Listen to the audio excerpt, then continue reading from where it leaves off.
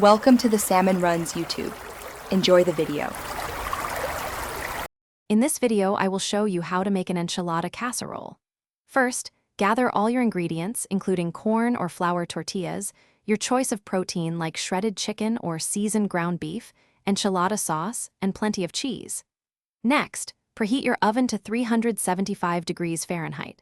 This ensures your casserole bakes evenly and gets that perfect golden brown finish. Preparing your protein beforehand saves time. Now, let's start layering. Begin by spreading a thin, even layer of enchilada sauce on the bottom of a 9 by 13-inch baking dish. This prevents sticking and adds flavor from the start. Next, place a single layer of tortillas over the sauce, overlapping slightly if needed. Then, add a portion of your prepared protein, like shredded chicken, and sprinkle a generous amount of shredded cheese over it. Repeat these layers. Continue building your casserole by repeating the layers: tortillas, then protein, and more cheese. Make sure each layer is evenly distributed for consistent flavor in every bite. Once you've used all your protein, pour any remaining enchilada sauce over the top layer of tortillas. Finally, cover the entire casserole with a generous, final layer of shredded cheese.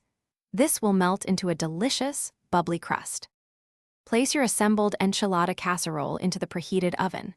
Bake it for 20 to 25 minutes, or until the cheese is melted and bubbly and the sauce is simmering.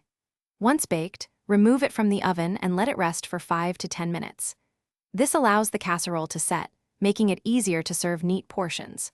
For more great tips and deals, including a link to some amazing darn tough socks with a lifetime warranty, check the description below. Enjoy your delicious homemade enchilada casserole. Thanks for watching. Consider subscribing if we helped you.